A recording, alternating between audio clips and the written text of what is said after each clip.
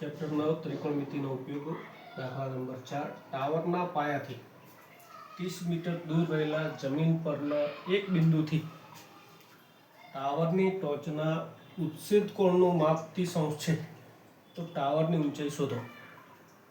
શું કીધું છે કે ટાવરના પાયાથી આપણે ધારીએ કે AB એક ટાવર છે, બરાબર? તો AB ટાવર છે, તેના પાયાથી 30 મીટર દૂર રહેલ કોઈ વ્યક્તિ છે, બરાબર ને? તો 30 મીટર દૂર રહેલ જમીન પરના એક બિંદુથી ટાવરની ટોચના ઉત્સેદ કોણનું માપ 30 અંશ છે। કેટલું છે? તો ટાવરની ઊંચાઈ શોધો।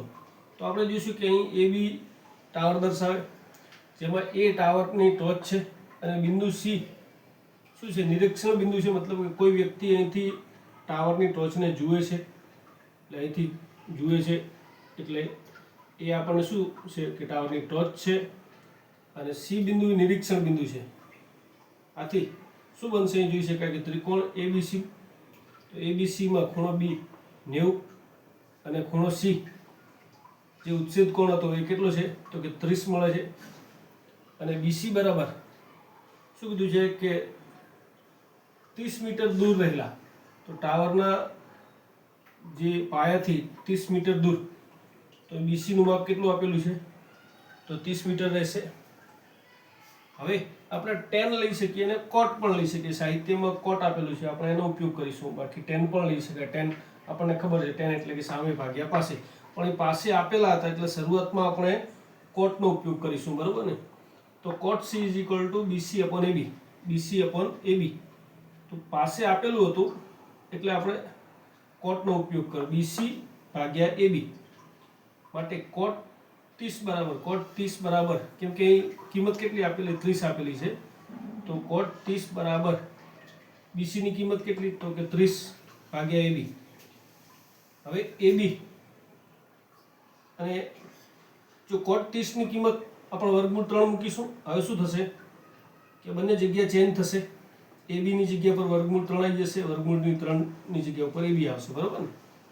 તો વર્ગમૂળ 3 આવશે 30 ના ભાગાકારમાં।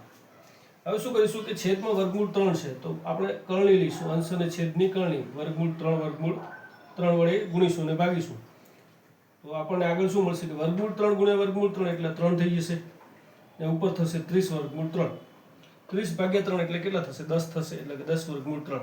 આમ ટાવરની ઊંચાઈ 10 વર્ગમૂળ 3 મીટર છે। વર્ગમૂળ 3 ની કિંમત આપણને ખબર છે 1.73 છે, જો ગણવી હોય તો આપણે ગણતરી કરી શકીએ। તો બસ અહીં શું જોવાનું છે કે પાસે આપેલું છે એટલે cot નો ઉપયોગ કર્યો, cot C = પાસે ભાગ્યા સામે। પાસેનું માપ કેટલું હતું? તો કે 30 હતું, અને સામે એટલે AB, cot 30 ની કિંમત મૂકી, વર્ગમૂળ 3। આ કોષ્ટક ખાસ ધ્યાનમાં રાખવાનું, tan 30 હોત તો 1/√3 હોત, cot 30 છે એટલે વર્ગમૂળ 3 છે, અને BC ની કિંમત 30 છે, AB શોધવાના છે। તો બસ આ રીતે આપણે એની આગળ ગણતરી કરી એટલે આ પ્રમાણે દાખલો ગણી શકાય એમ કે